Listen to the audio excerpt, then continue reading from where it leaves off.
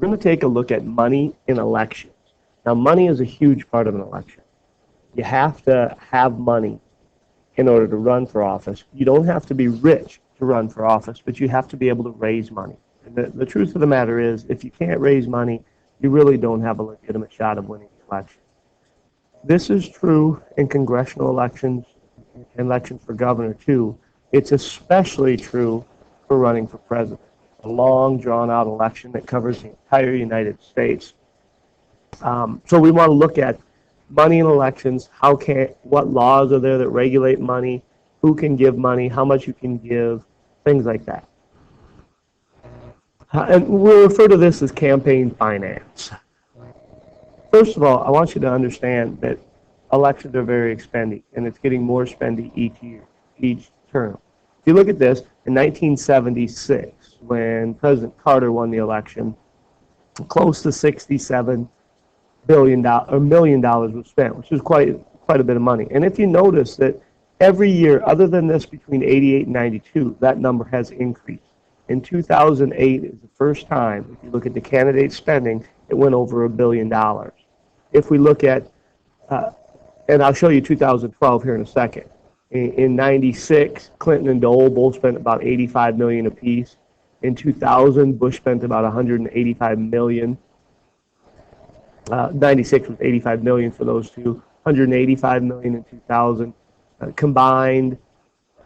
Or Bush spent $367 million in 2004. Obama spent $730 million in 2008, and in 2012, President Obama spent $785 million, or his campaign did, to try to win the election. Romney spent $992 million. Now, you don't have to outspend your opponent. In this case, Romney outspent Obama, but you have to be close to the spending.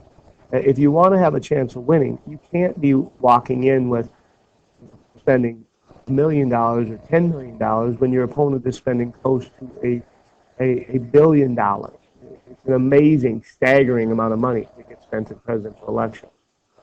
This was from 2007. This was actually during the primary season. I came across this once in Newsweek, and I put it in here. This was per day, the average amount the money candidates were spending per day. And if you notice, this is kind of a staggering amount, too. What do they spend the money on? Well, I can't really tell you at all, because I don't know. But campaign commercials are part of it, but so is travel between state to state, campaign staff, setting up offices in all the states, and not just all the states, many of the major cities within the states. It's a long, drawn-out process. It does cost a lot of money. Money raised for the 2012 election. I have some of these that we can quickly look at. We see here President Obama and Mitt Romney, how much they spent.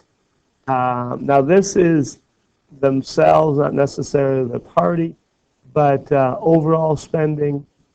This is according to the Open Secrets.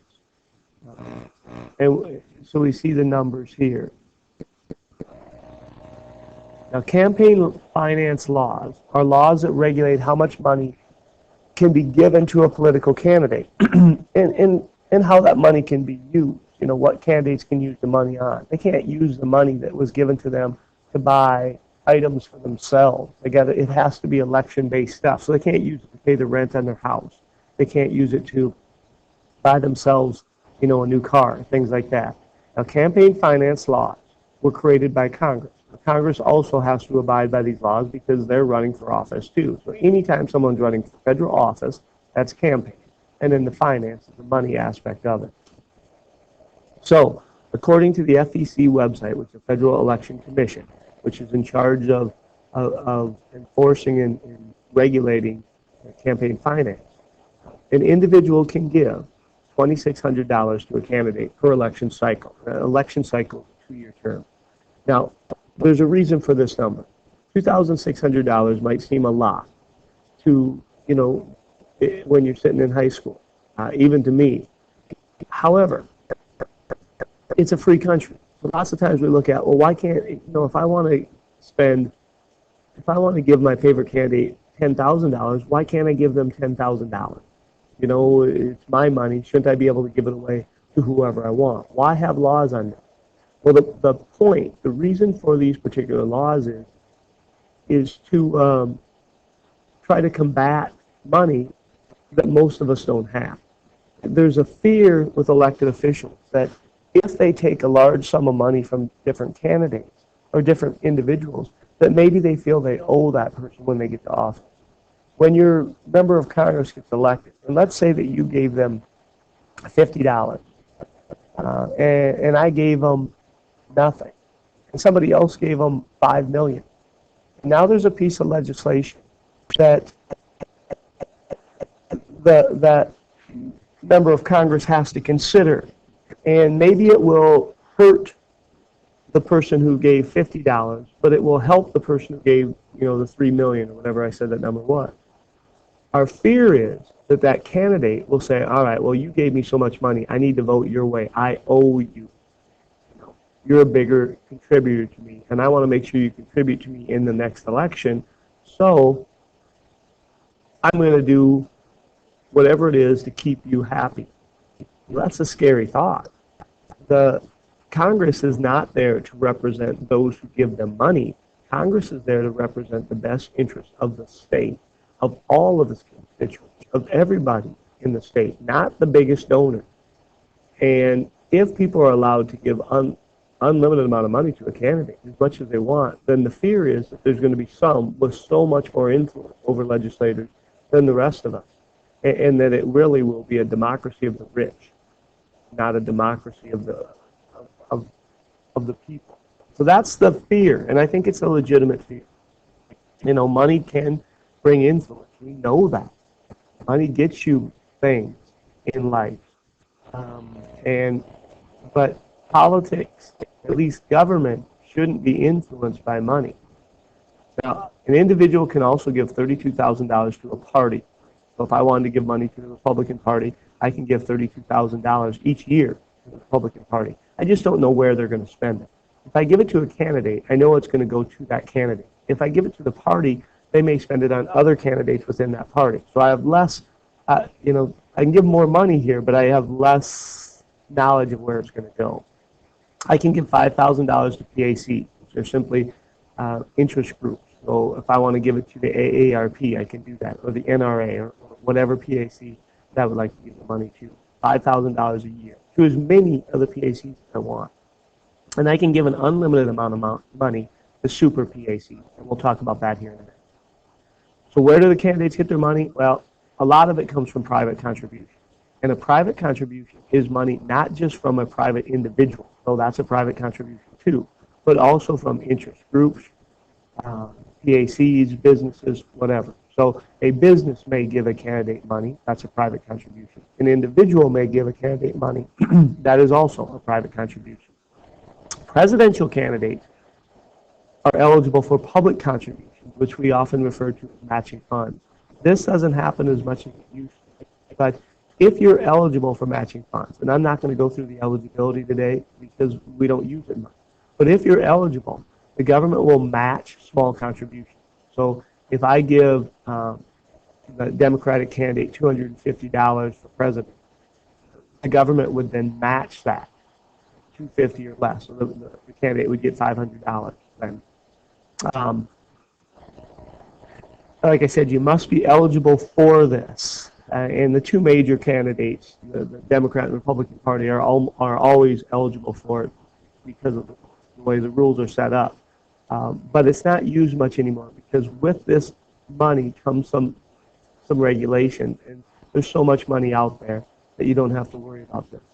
So candidates typically do not take matching funds anymore, at least not the two majors.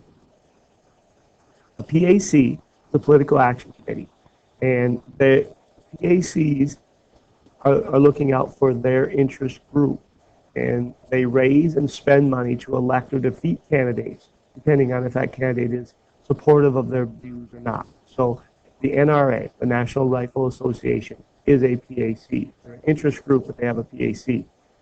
If they believe that a candidate is in favor of gun rights, they may give money to try to help that candidate get elected because they know that they share their political views. However, they may also want to give money to because there's candidates that they don't like, that they believe will hurt their views. So PACs can give money to candidates, but they're limited to how much they can give to. Most PACs represent interest groups, labor, business, ideological groups, things like that. Super PACs are new. Super PAC is one that was organized to help or hurt a specific candidate.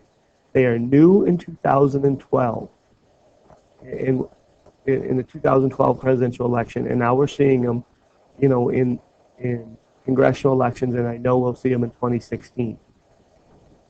The Supreme Court ruled that giving money is akin to free speech. It can't be limited. So super PACs were created. Now, they're supposed to be independent of a candidate's campaign. They can be pro or anti a candidate. Let's say I'm running for office, and you want to give money to me. You can give me $2,600. But there's also a super PAC that is not supposed to be created by me or run by me.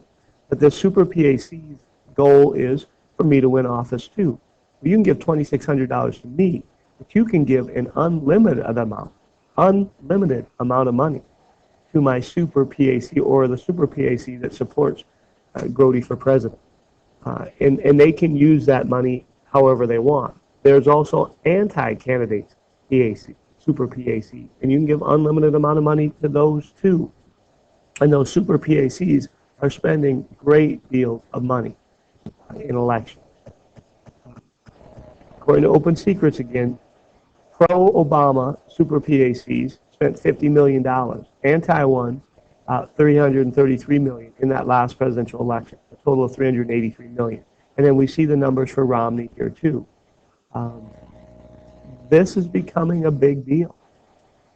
Let's go back to, let's look at the super PACs here. There's a couple things I want to show you. Okay, when it comes to super PACs, these are 2014 ones, but let's go back to the 2012 election, the presidential election, and we see that this one is supported Romney. It's a conservative. It says if it's liberal or conservative over here. They gave a total of, or they spent $153 million for presidential hopeful Romney. American Crossroads, another conservative one, 117,000. A liberal one supporting President Obama, 79 million. Okay, so this is money that is being spent to support candidates or anti-candidates. This is opposed a specific candidate. This supports a candidate. And we see that there are lots of super PACs. I believe that there will be more in the next presidential election because you can give so much money to them. I mean, and there are lots of them, and some of them, like this one, only had $10,000. But some of these, some of the first ones on the list, have a tremendous amount of money. If we look at the super PACs, well, let's go back to the PowerPoint here for a second. This one, daily and weekly spending by those super PACs. We see that it's quite a bit. We can break it down per week. But what we're getting is that super PACs are spending a ton of money. And remember those laws, you can only give $2,600? Well, those are out the window now because you can give money to those super PACs.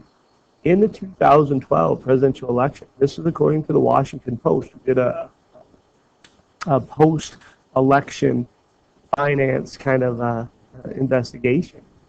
We see people gave $30 million, another $17 million, $6 million, $5 million, $4 million. Fort Lawrence Ellison only could afford to give $3 million. Now, the fear of campaign spending is that, or campaign finance, laws are that individuals will have too much influence. Now, I don't know if they do or not, but the fact that you and I probably don't have anywhere near this kind of money, most of us are not going to give $2,600. But there are some people that can give $30 million, $3 million, and not only can, do, and I think this number is going to go up, or there's going to be more of them in the next election. Are they buying influence? And the fear is, are those with the most money having a bigger influence on elections than the rest of them? Soft money is a term kind of getting around campaign finance laws of giving money not directly to the candidate. And I would say that this would qualify as soft money, though it's not illegal. It's not illegal. An example, like maybe a traditional example of soft money is, okay, let's say that I can only give $2,600 to a candidate, but let's say I really want to give more. Well, I can't. But let's say the candidate is having $5,000 a plate supper in which he's going to speak. Well, so I go to this, and I take my 3 kids and my wife. So that costs us $25,000. That goes to the candidate. Now, technically, I'm buying a plate of food. It's not a campaign contribution. It's a plate of food. Now, that plate of food is not that great. I mean, maybe it's a hamburger and fries. But that's what it's costing me. What it really is a donation. But I can't give that money directly to him, but I can pay for this plate of food, so to speak. So essentially, I'm getting around the law. I'm not breaking the law, but I'm breaking the spirit of the law. And that's a term, soft money, that we use sometimes to describe getting around campaign finance laws. The Federal Election Commission is in charge of enforcing these campaign finance laws that have been created by Congress. Remember, government makes laws, but they don't go out and enforce them. If it's a criminal law, let's say the state legislature makes a criminal law, but the police go and enforce it in their court system. Well, campaign finance laws are the federal agency that's in charge of enforcing campaign finance laws. So any money given to a candidate must be reported to the FEC by federal law. So this is open for us to look at. We can find out who's giving the money because by law they have to report that. That's kind of a quick overview of campaign finance laws and money in elections. It's a huge factor in campaigns and elections, and we just need to kind of understand.